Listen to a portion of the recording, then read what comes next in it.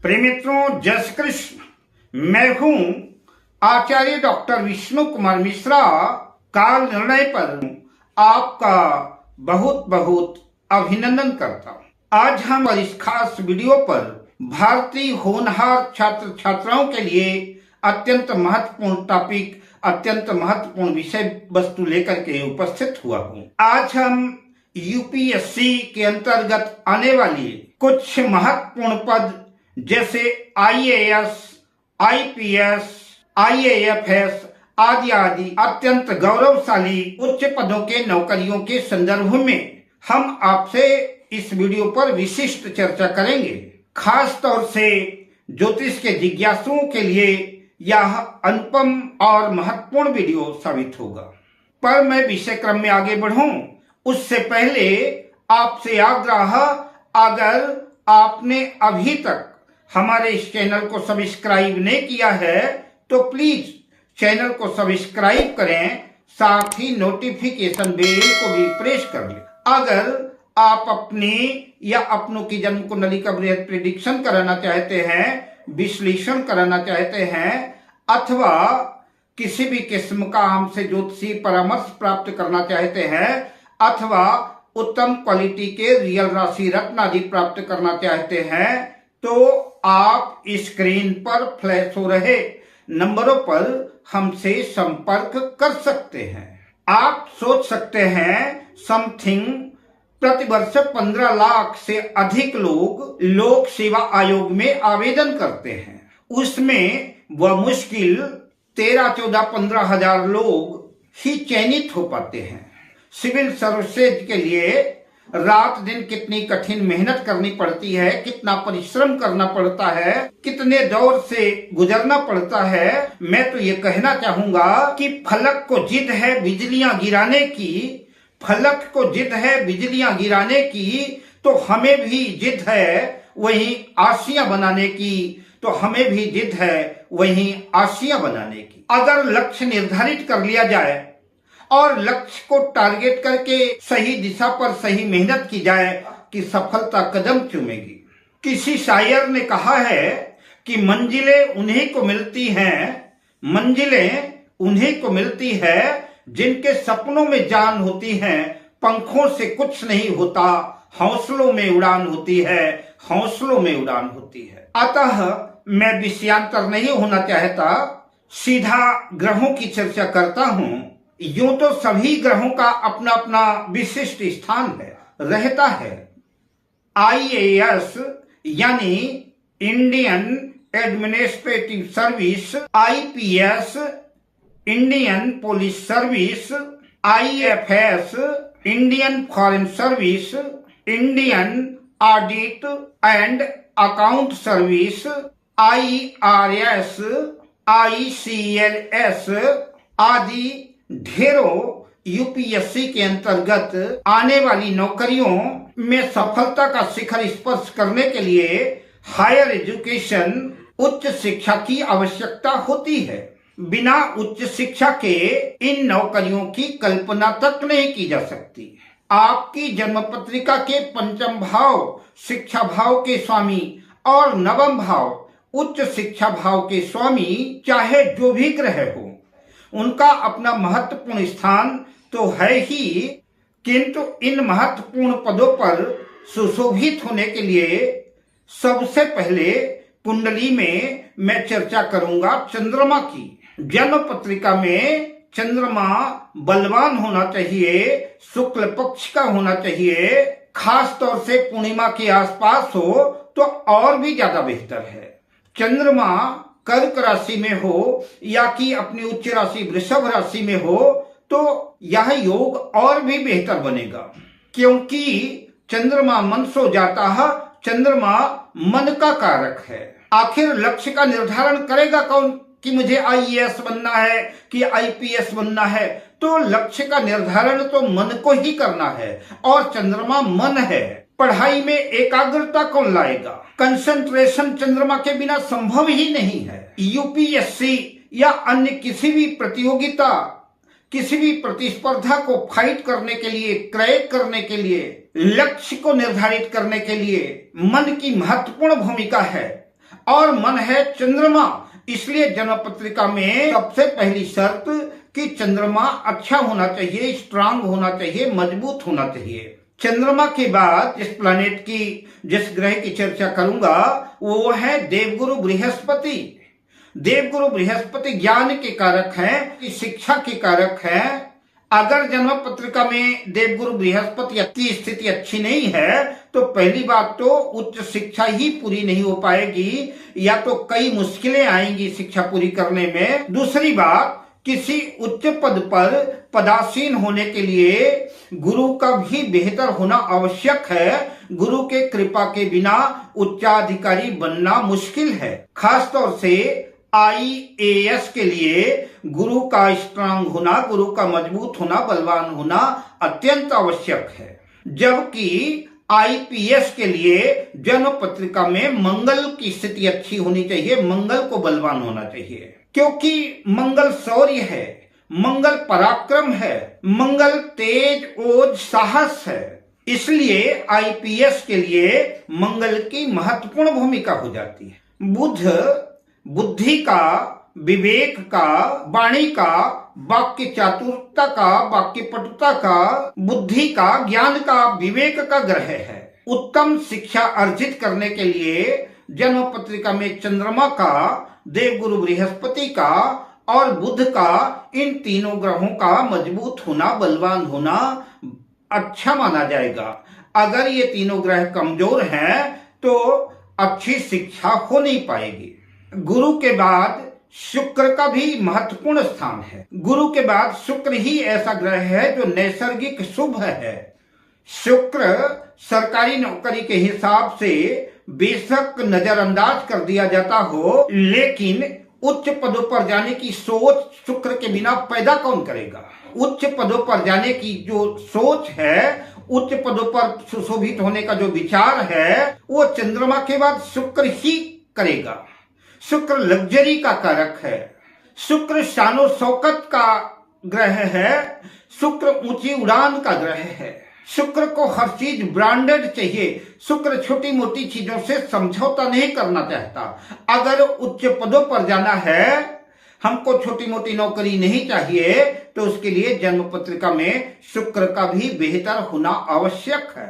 अगर आप चाहे जितनी ऊंची से ऊंची नौकरी कर लें, जितने अच्छे से अच्छे पद पर आप पदस्थ हो जाए, लेकिन अगर जन्म पत्रिका में शुक्र की स्थिति बेहतर नहीं है तो आप अपने पद पर ग्लैमर पैदा नहीं कर पाएंगे। आप अपनी छाप, अपना प्रभाव अपने पद पर नहीं छोड़ पाएंगे। आपके व्यक्तित्व में, आपके ग्लैमर में शुक्र निखार पैदा करता है, उत्कृष्टता पैदा करता है, आपकी एक अलग पहचान बनाता है। तो मैंने जिन ग्रहों की बात अभी तक की, ये ग्रह है तो आपके अंदर एक सोच पैदा करेंगे, आपके अंदर जिज्ञासा पैदा करेंगे, उच्च शिक्षा देंगे, प्रतियोगिता, कंपटीशन क्रैक कराएंगे। पर कंपटीशन फाइट करके जाएंगे कहां? तो सरकार के पास जाना पड़ेगा। तो सरकार कौन है? सरकार है सूर्य। सूर्य आत्मविश्वास है, सूर्य आपका कॉन्फिडेंस है। सफलता आपके सामने कुछ पल की ही दूरी में खड़ी है, लेकिन आपका आत्मविश्वास नहीं है, आपका कॉन्फिडेंस डामाडोल हो रहा है। तो पहली बात तो आपकी शिक्षा पूरी नहीं हो पाएगी, और दूसरी बात, अगर आपका कॉन्फिडेंस ठीक नहीं है, आपका आत्मविश्वास ठीक नहीं है, तो सफलता मिलना भी मुश्किल हो जाएगा। अतः अच्छी जॉब्स पाने के लिए कंपटीशन फाइट करना पड़ेगा, और कॉन्फिडेंस के बिना, आत्मविश्वास के बिना प्रतियोगिता, प्रतिस्पर्धा को, कंपटीशन को क्रैक करना मुश्किल होगा। और किसी उच्च पद पर अगर पदासीन हो भी गए तो पूरे मनोयोग से आप काम नहीं कर पाएंगे। सूर्य पद, प्रतिष्ठा, मान सम्मान का कारक है।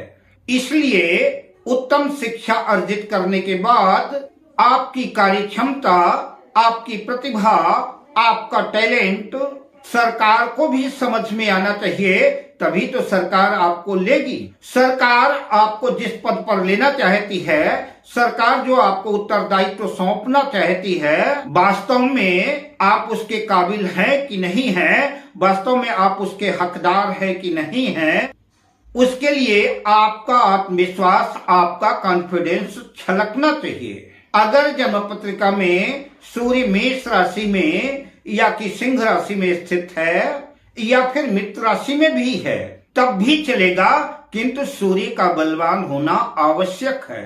बात शनिदेव की करें तो शनिदेव न्यायाधीश हैं। आपने इस पद पर आने के लिए आपने ईमानदारी से कितनी मेहनत की है, इस पद के प्रति आपकी कितनी निष्ठा है, इसका प्रतिफल शनिदेव करेंगे। कितने मनोयोग से आपने मेहनत की है, शनिदेव आपकी मेहनत को, आपके रिजल्ट को आपके सामने रख देंगे। शनिदेव न्यायाधीश तो हैं, दास भी हैं, नौकर भी हैं। अतः उत्तम नौकरी के लिए जन्म पत्रिका में शनिदेव का बलवान होना आवश्यक है। आप उन सरकारी कर्मचारियों की कुंडली देख लीजिए जिनकी जन्म पत्रिका में शनिदेव कमजोर हैं, उनके जीवन में, उनके कैरियर में, उनकी नौकरी में उतार चढ़ाव का सामना करना पड़ा होगा या करना पड़ेगा। निश्चित रूप से ऐसे लोगों के जीवन में संघर्ष पैदा होता है। इसलिए कैरियर के क्षेत्र में कोई कठिनाई ना आए, कोई मुश्किल ना आए, उसके लिए जन्म पत्रिका में शनिदेव का बलवान होना आवश्यक है। मंगल शौर्य है, पराक्रम है और राहु भी कूटनीतिज्ञ है। राहु का अगर केंद्र त्रिकोण के स्वामियों से संबंध बनता है तो उत्तम किस्म का राजयोग निर्मित होता है। तो इसलिए सभी ग्रहों का अपना अपना कारकत्व है, सभी ग्रहों की अपनी अपनी महती भूमिका है। यद्यपि सभी कुंडलियों में सभी ग्रह अच्छे तो नहीं हो सकते, सभी ग्रहों की अच्छी पोजीशन नहीं रह सकती, किंतु कुंडली में जितने अधिक से अधिक ग्रह बेहतर हों, कुंडली में जितने अधिक से अधिक राजयोग निर्मित हों, जन्म पत्रिका उतनी ही बेहतर मानी जाएगी। जहां किसी भी उत्तम शिक्षा को प्राप्त करने के लिए जन्म कुंडली का पंचम भाव जो शिक्षा का भाव है और जन्म कुंडली का नवम भाव जो उच्च शिक्षा का भाव है और भाग्य का भी भाव है, उच्च शिक्षा के साथ साथ भाग्य का भी साथ मिले, भाग्य का भी सपोर्ट मिले तो और भी ज्यादा बेहतर बात होगी। अतः पंचम भाव और नवम भाव और इनके स्वामी बेहतर होने चाहिए। शिक्षा चाहे जितनी अच्छी हो, किंतु अगर जन्म कुंडली का दसम भाव कमजोर है, जन्म कुंडली का छठा भाव भी कमजोर है और दसम भाव के स्वामी और छठे भाव के स्वामी भी अगर कमजोर स्थिति में है तो फिर उत्तम शिक्षा के बाद भी नौकरी मिल पाना मुश्किल होगा। कुंडली का तीसरा भाव यह पराक्रम का भाव है और दसम भाव से छठा भाव है, इसलिए आपके कैरियर के शत्रुओं का भाव है। तीसरा भाव भी जो है मजबूत होना चाहिए, बलवान होना चाहिए, तभी आप अपने नौकरी में, आप अपने कैरियर के शत्रुओं का मुकाबला कर पाने में सक्षम होंगे। कई बार ऐसा देखा गया है कि जन्म कुंडली का तृतीय भाव अगर कमजोर है और नवम भाव अगर कमजोर है तो ऐसे में उच्चाधिकारी की तो बात छोड़िए, बड़ी नौकरियों की बात छोड़िए, कई बार ऐसे जातक चपरासी की नौकरी के लिए भी तरस जाते हैं। इसलिए जन्म पत्रिका का तृतीय भाव और नवम भाव भी अच्छा होना चाहिए, बेहतर होना चाहिए। और बात लग्न की करें तो लग्न जो है पूरी जन्म कुंडली के राजयोगों का भोक्ता है, इसलिए लग्न और लग्नेश को तो बलवान होना ही चाहिए, स्ट्रांग होना ही चाहिए। पराक्रम दिखाएगा कौन? लग्नेश दिखाएगा। नौकरी करेगा कौन? लग्नेश करेगा। तो इसलिए जन्म पत्रिका में लग्न और लग्नेश जन्म पत्रिका के प्राण हैं, इनका भी अच्छा होना अच्छा माना जाए, इनका भी अच्छा होना आवश्यक है, वरना बात बनते बनते बिगड़ भी सकती है। थोड़ी सी कुंडली के कुछ अन्य सूत्रों की चर्चा मैं आपसे करता हूं, इसके बाद मैं जन्म पत्रिका के विशिष्ट राजयोगों की बात करूंगा आपसे, तो कि आपको विशिष्ट पदों पर ले जाते हैं। जन्म पत्रिका में लग्न का और पंचम भाव का किसी भी तरह से संबंध बनता है, चाहे संबंध राशि परिवर्तन का हो, दृष्टि का हो, युति का हो। अगर पंचम भाव और लग्न का संबंध बनता है तो उच्च पदों पर जाने के योग बनेंगे। लग्नेश पंचमेश की युति लग्न में हो, द्वितीय भाव में हो, तृतीय भाव में हो, चतुर्थ भाव में हो, पंचम भाव में हो, छठे भाव में हो, सप्तम भाव में हो, नवम भाव में हो, दसम भाव में हो या कि एकादश लाभ भाव में हो तो उच्च सरकारी नौकरी का योग बनेगा। इसके साथ कुंडली के अन्य योगों को भी देखना आवश्यक होगा। ठीक इसी तरह से लग्नेश और खष्ठेश, लग्नेश और भाग्येश, लग्नेश और दशमेश किसी का भी संबंध बनता है, लग्न का छठे भाव से संबंध बनता है, लग्न का नवम भाव से संबंध बनता है, लग्न का दसम भाव से संबंध बनता है या इनके स्वामियों से, इन भावों से राशि परिवर्तन होता है या कि इनकी युति जन्म पत्रिका के लग्न में, द्वितीय भाव में, तृतीय भाव में,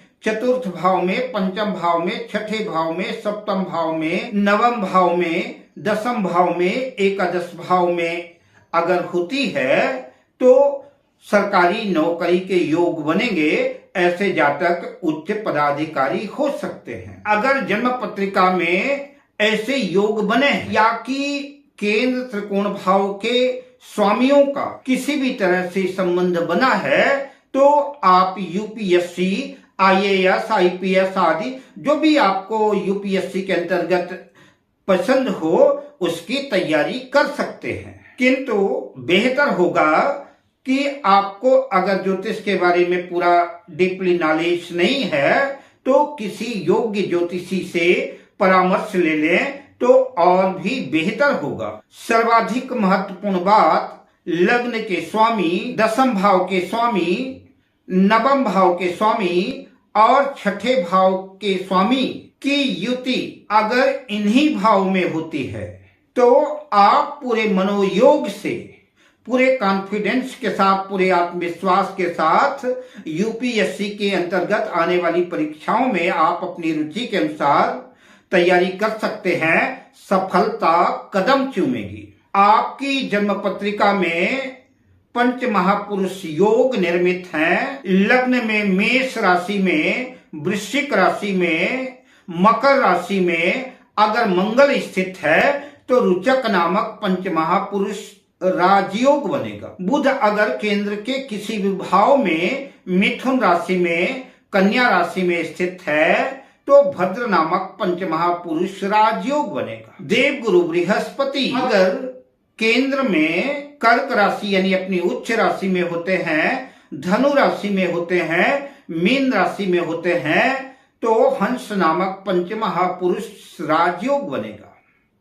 शुक्र अगर केंद्र में मीन राशि में अपनी उच्च राशि में स्थित होते हैं या कि तुला राशि में या कि वृषभ राशि में स्थित होते हैं तो मालव्य नामक पंच महापुरुष राजयोग बनेगा। ठीक इसी तरह से शनिदेव भी केंद्र में अगर तुला राशि में अपनी उच्च राशि में स्थित होते हैं अथवा मकर राशि, कुंभ राशि में स्थित होते हैं तो सस नामक पंच महापुरुष राजयोग बनेगा। तो आपकी पत्रिका में कोई भी पंच महापुरुष राजयोग बन रहा है, एक या एक से अधिक बन रहे हैं तो अति उत्तम बात है। लेकिन अगर एक दो पंच महापुरुष राजयोग भी बन रहे हैं और उसमें शुक्ल पक्ष के चंद्रमा की अगर दृष्टि जाती है तो आप निश्चित रूप से अपने मनपसंद उच्चाधिकारी नौकरी के लिए तैयारी कर सकते हैं। या कि चंद्रमा के साथ कोई भी शुभ ग्रह गुरु, शुक्र या अकेला बुध अगर किसी भी पंच महापुरुष राजयोग को देखता है तब भी जो है आप यूपीएससी के क्षेत्र में सफलता अर्जित करेंगे। पूरे मनोयोग से तैयारी कर सकते हैं। दसम भाव में कोई उच्च का ग्रह बैठा हो, कोई भी ग्रह उच्च का हो, बेशक राहु ही क्यों न हो, और उसमें गुरु की दृष्टि कहीं से भी पड़ जाए, शुक्ल पक्ष के चंद्रमा की दृष्टि पड़ जाए, शुक्र की दृष्टि पड़ जाए या बुध की दृष्टि पड़ जाए तो यह अच्छा योग माना जाएगा। साथ ही गुरु, सूर्य और मंगल की अगर दृष्टि पड़ती है तो यह सुने में सुहागे जैसी स्थिति होगी। यद्यपि संदर्भ में बात कहने को सूत्र रखने के बहुत सी बातें हैं, पर वीडियो लंबा हो जाएगा। अन्य बातों को, अन्य सूत्रों को किसी दूसरे वीडियो पर पुनः चर्चा करेंगे। आइए मैं विशिष्ट राजयोगों की श्रृंखला में प्रवेश करते हैं। भारतीय लोक सेवा आयोग, इंडियन एडमिनिस्ट्रेटिव सर्विस, IAS के लिए कुंडली में सूर्य और शनि का संबंध दशम भाव से या कि दशम भाव के स्वामी के साथ होना आवश्यक है। बात IPS की करें तो IPS के लिए, इंडियन पुलिस सर्विस के लिए मंगल की महत्वपूर्ण भूमिका हो जाती है। मंगल जितना बलवान होगा, जितना बेहतर होगा, और उतना ही इस योग के लिए बेहतर योग बनेगा। तो मंगल का दशम भाव का या कि दशम भाव के स्वामी के साथ किसी भी तरह का अगर संबंध बनता है तो IPS के मार्ग में जाने में सफलता अर्जित होगी। आप IPS की तैयारी कर सकते हैं। तो IPS के लिए मंगल का दशम भाव या दशम भाव के स्वामी के साथ संबंध होना आवश्यक है। बात IFS, इंडियन फॉरेन सर्विस की करूं तो इसके लिए बुध और राहु का संबंध दशम भाव या दशम भाव के स्वामी के साथ होना आवश्यक है। साथ ही जब विदेश में, आउट ऑफ कंट्री में, फॉरेन में जाने की बात हो जाती है तो जन्म कुंडली का 12वां भाव भी विचारणीय हो जाता है, जो कि विदेश का भाव है। अतः 10th हाउस से 12th हाउस का भी किसी न किसी रूप से संबंध होना चाहिए, तभी यह घटना घटित होगी। IAS, Indian audit and account service, भारतीय लेखा परीक्षा और लेखा सेवा के लिए सूर्य, बुध और शनि की महत्वपूर्ण भूमिका है।